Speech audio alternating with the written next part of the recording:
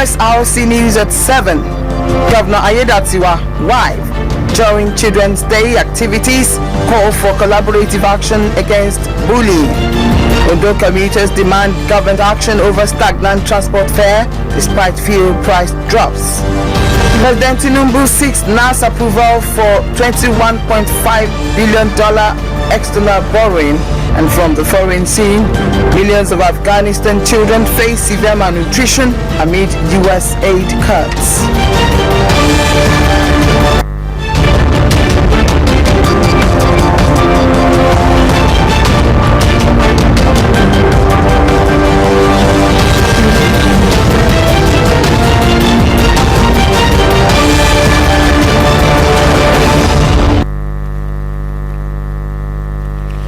Thank you for joining us on Osrc News at 7. My name is Adebimpe Akindele, and here is wishing all the children in Ondo State and Nigeria happy celebration.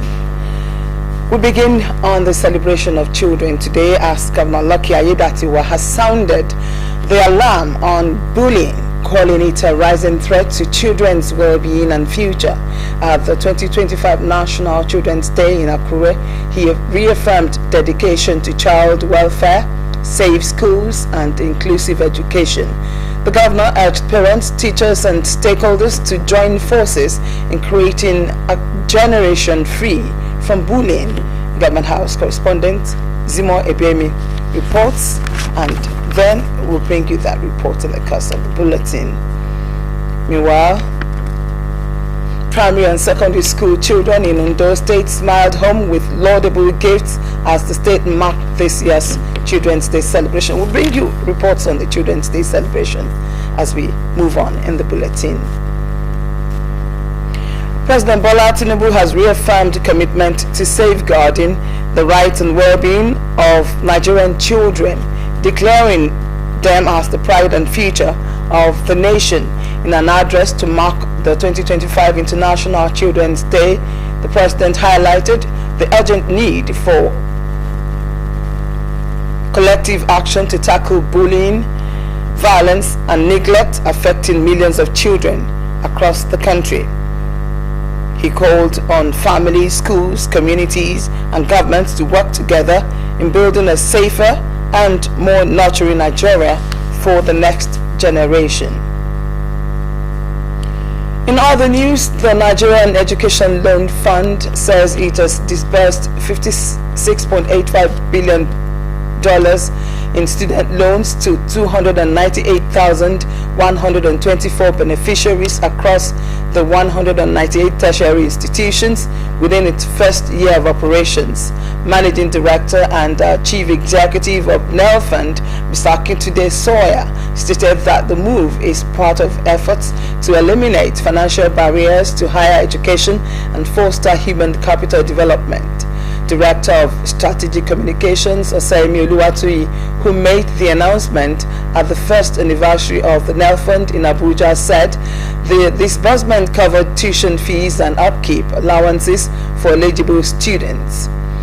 Providing a performance breakdown, Oluwatuyi noted that the scheme recorded a 145% rise in successful daily registrations between May 24 and 25 this year.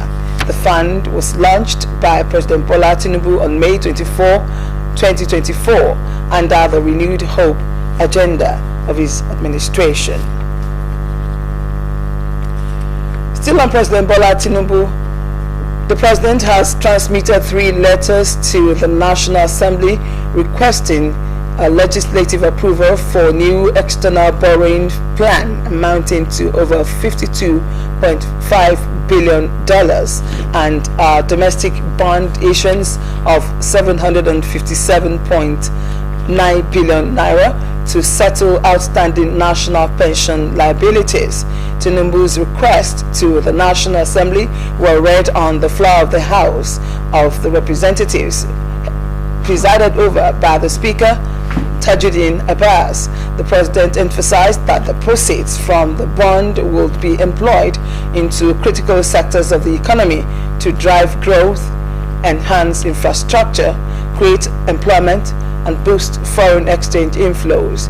He also noted that this initiative will offer dollar-denominated investment opportunities for local investors, deepen Nigeria's financial market, and strengthen foreign reserves while promoting exchange rate stability in the country.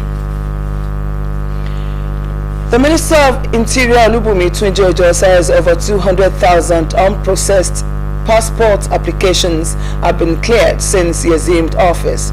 Tunji also revealed that 28 billion naira inherited debts have been settled without any additional funding from the government. The minister, who made the announcement at an event in Lagos, explained that among the initiatives introduced are an e-visa platform, contactless passport renewals for Nigerians abroad, and advanced systems for passenger tracking. He also said these innovations have improved service delivery and reduced bottlenecks. On the state of correctional centers, Tunji raised concerns over the detention of more than 4,000 inmates who remain in custody due to their inability to pay fines as low as 50,000 naira, which he described the situation as a moral crisis. He called for a justice system that prioritizes dignity and rehabilitation. He further announced ongoing efforts to work with private donors to facilitate the ease of non-violent offenders and improve prison conditions. Plans are also in place for digital case tracking and expanded vocational training to help reposition correctional facilities for true reform. Well, fuel price drops and transport fares constant status causes commuters to decry situation, crying foul in Akure after the break.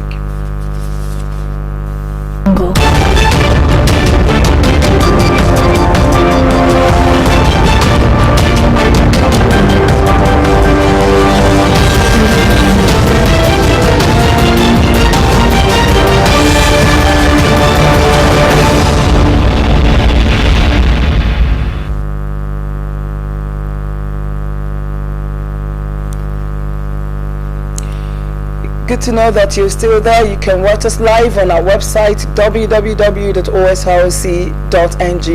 or follow us on Facebook at OSRC TV, and on YouTube you can subscribe to our channel OSRC TV Ondo. We now take the story of the Children's Day celebration again. Ondo State Governor Lucky Aiyedatiwa has sounded the alarm on bullying, calling it as a rising threat to children's well-being and future. At the 2025 National Children's Day in Akure, he reaffirmed dedication to child welfare, safe schools, and inclusive education. The governor urged parents, teachers, and stakeholders to join forces in creating a generation free from bullying. Our Government House correspondent Zimo Ebemi reports as presented from our studio. The 2025 International Children's Day celebration in those states came alive with vibrant parades and cultural performances, drawing a lively crowd of government officials, traditional rulers, school children, parents, and civil society groups. Muslim Primary School. His Excellency Dr. Lucky Oribisai, that's why he's taking salute from children as they are marching.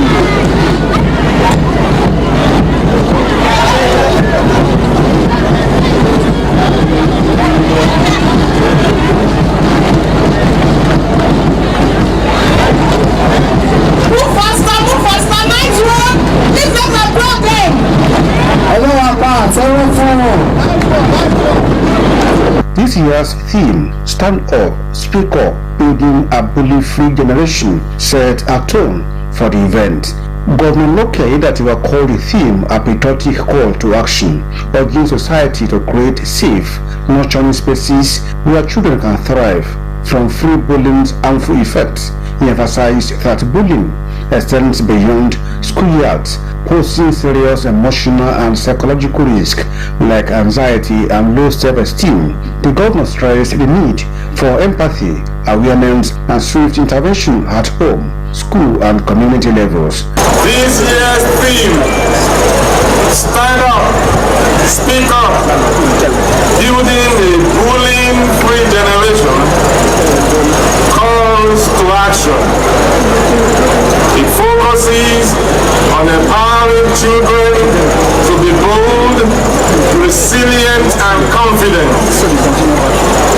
It speaks directly to the heart of what every child deserves, which are a safe environment where they can grow, learn, express themselves freely, and reach their full potential without fear, intimidation, or prejudice. Children's Day is not only a time of celebration, but also a moment for reflection, advocacy, and action. Highlighting the administration's commitment, Aiyedatiwa showcased initiatives such as paying WAEC fees for secondary students, renovating public schools, and recruiting over 2,000 teachers. He also praised the Ministry of Women Affairs and Social Development for its tireless work in child protection. It is a call to nurture and support the development of our children, recognizing them as the future of our country. Equally, this celebration fosters positive relationships by encouraging parents, caregivers, and communities to build strong, positive relations with children. Special Advisor on Women Affairs, Dr. Sheon Osamaye, lauded the governor's visionary leadership, reinforcing the collective pledge to nurture a bullying-free generation. It's a day set aside to recognize, honor, celebrate, and appreciate our children. The Children Parliament and the Children's Day celebration was celebrated and established to promote awareness, unity, love among our children worldwide and to improve their welfare. The occasion featured inauguration of Children's Parliament after 12 years of dormancy. With renewed determination from government and community leaders, Ondo State moves closer to turning this vision to reality.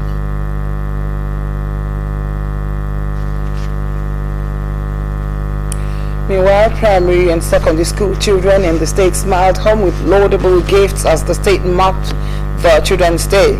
Students from across the 18 local government areas showcased various skills as dignitaries commended Governor Aiyedatiwa for making the day memorable. Omoriola Ngbeji has more on it.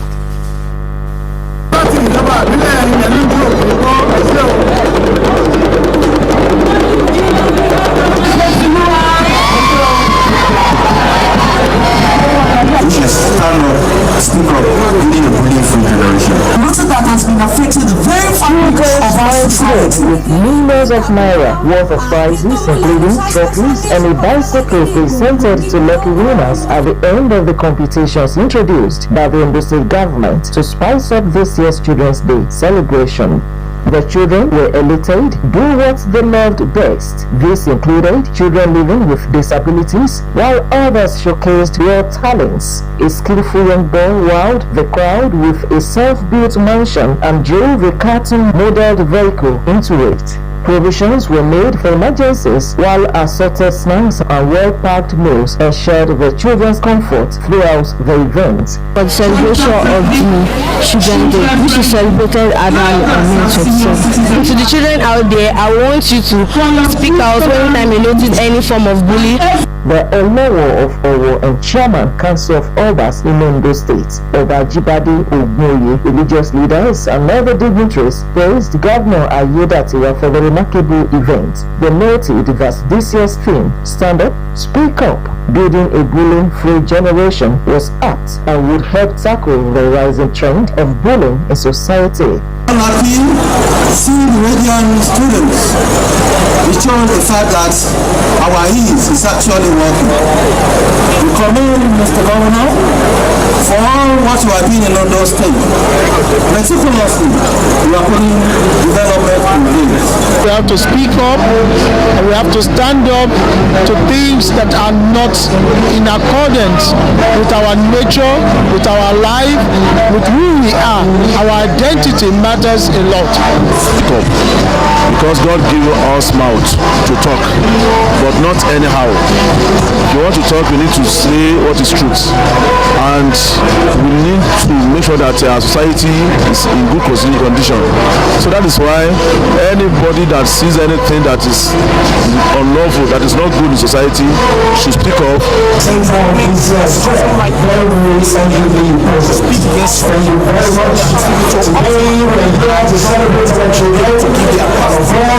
The wife of the governor, Oluwaseun Ayedatiwa, also called on parents and guidance to rise to the occasion and support children in the fight against bullying. Parents, especially mothers, let us make these children our friends. That is when they will be able to speak up, they will be able to talk to us of anything that is happening to them out there. Ilaje High School Igbokoda emerged first in the march past, while SL, the local government, clinched first position in the cultural display. Both received 500,000 naira each and a trophy from the governor. A bicycle was also presented to the lucky winner of the raffle draw by the wife of the governor, Oluwaseun Ayedatiwa. The high point of the celebration was the recognition of the 2025 Best Jump Scorer in Ondo State, Olumide Afolabi, who scored an impressive 370 out of 400. Omoyola Humiji, Osrc News. Despite a recent reduction in petrol prices across Nigeria, transportation fares in Ondo State have largely remained stagnant. Commuters and residents have expressed frustration, noting that the expected decrease in transport costs has not materialized. Many are now urging the government to step in and enforce regulations within the transportation sector to ensure that benefits of lower fuel prices translate into reduced fares. Blessing Obe has more. Premium motor spirit, commonly known as petrol, now sells for between 860 and 890 naira per litre at most filling stations in Ondo State. This comes after months of painful adjustments by Nigerians following the removal of fuel subsidy in May 2023, a policy that saw pump prices skyrocket from around 185 naira to over 600 and eventually beyond 1,300 naira per litre. The sudden hike triggered a ripple effect, soaring transportation costs, rising inflation, and increased hardship for households already grappling with economic challenges. Now, despite a slight reduction in fuel prices, there have been no corresponding drop in transport fares, much to the frustration of commuters. Many commercial drivers and tricycle operators say their refusal to lower fares is due to rising operational costs, including spare parts, maintenance, and multiple levies. We are aware of the slighted reduction in the petroleum price, but it's not coming down to the level that it can affect our price, because tomorrow may come, they must still increase the pump price. So if it was reduced to the amount of, there are some certain amount we are waiting to drop, so that it will affect the price, it will change the price. And also, it's not only the petrol that the tricycle, mostly the tricycle is using. Like I say, the tire is still the amount, even it was also increased every day. Even though the spare part we have been using, maintenance of engine is there. We are doing the servicing per 15 days to let the engine last. Where we are applying, the road is not okay. Like we are going to Epesha, the road is not done well. We are going to Aye, the same thing applicable. The contractor doing the place is not okay. He didn't do it. When they do one quarter year, it may reach to 8 months before they come there to come and do the next one, which is not to be so. And the government, I think the government is paying them. But what is there is that the government is supposed to be monitor those who are doing the contractor. As at last year, we know how much we are buying tickets. Then we know how much we are buying it now. And we also maintain the price standard. So if they thought we are not compliant, they can go ahead like price of keke. I bought my keke 3.2 million naira from Lagos. So in Akure here, imagine if the Lagos people are supplying down to Akure, imagine how much it will cost. Commuters, however, argue that the relief from lower fuel prices is meaningless unless it reflects in daily transport costs. Some transporters say they are open to reviewing fares, but only if petrol prices fall further, ideally to around 500 naira per litre, and remain stable. They believe consistent pricing and reduced fuel costs would make it easier for lower fares and relieve Nigerians of some of the financial burden. Blessing Obe, Osrc News.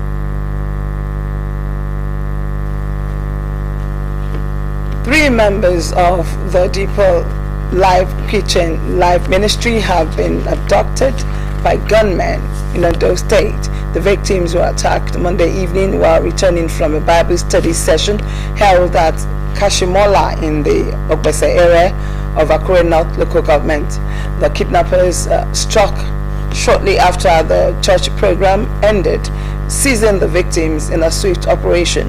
In a message circulated among congregants, the church has called for fervent prayers and divine intervention. Confirming the incident, the State Police Public Relations Officer Olushola Anyolade said operatives are already in the trail of the abductors. There's a team and many of the who are collaborating our efforts. They have been deployed to the surrounding bushes to come here and ensure the victims are returned safely.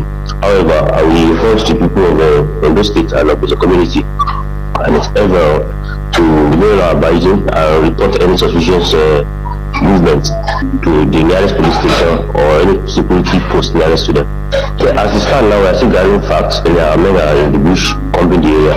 The affected area is currently being properly manned and surveillance are placed. The people of the state should be rest assured that the police and the other security agencies are on top of the situation. We are doing everything possible to ensure safe return of those kidnapped.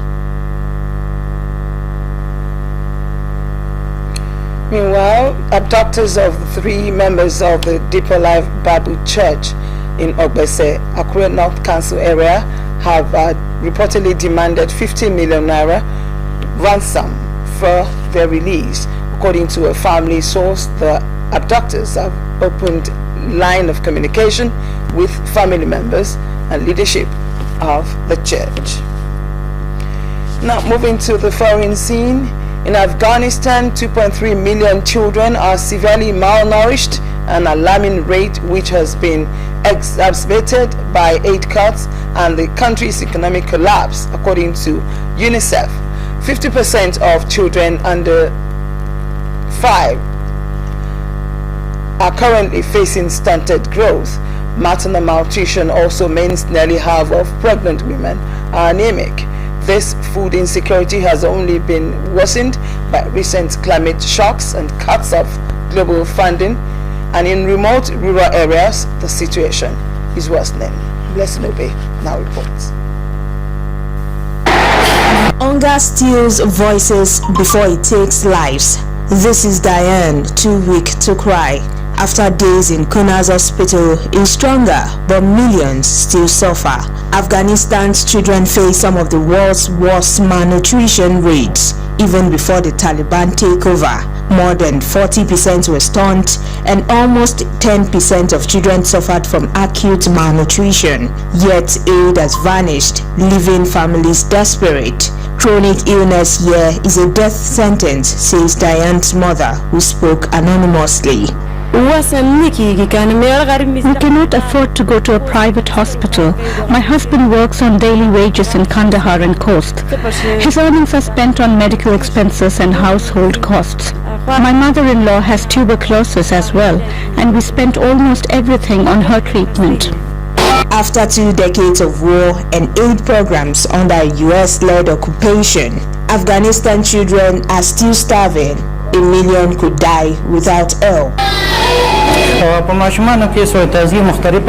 Malnutrition in children is caused by insufficient food, chronic infections, and lack of medical care.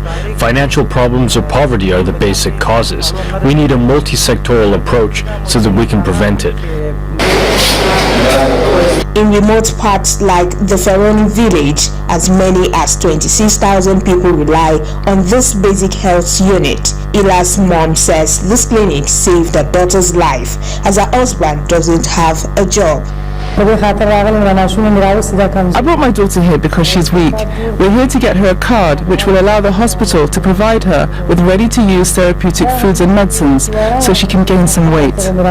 Billions of dollars of Afghan reserves are frozen, and the loss of international aid has added to an economic collapse for mothers and girls. It's even worse. No school, no doctors, no way to fight malnutrition. The recent global funding cuts means that lives are at risk. The hundreds and thousands of children who need therapeutic feeding are not just numbers, they are lives.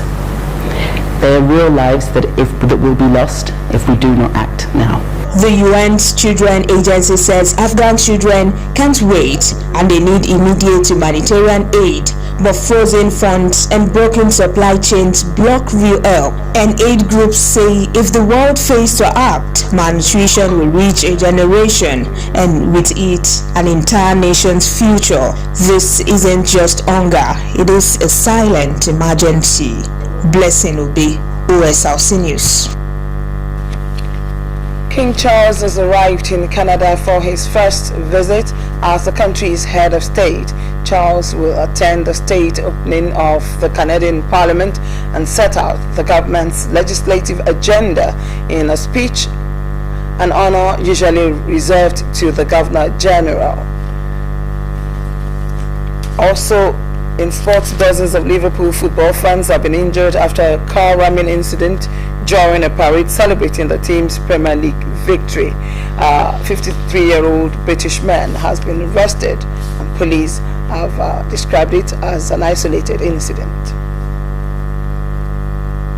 Before we go tonight, another look at the top stories. Ondo State government has commemorated Children's Day celebration with renewed commitment to child welfare as Governor Ayedatiwa and wife led festivities. Commuters and residents in Ondo State urged government to regulate transport costs as fares refused to budge despite fuel price cuts. We also told in the course of the bulletin that President Bola Tinubu has requested legislative approval for a new external borrowing plan amounting to over $21.5 billion. Lastly, you heard that millions of Afghan children face malnutrition amid U.S. aid cuts. Thank you for watching the news tonight. My name is Adebimpe Akindele. See you tomorrow.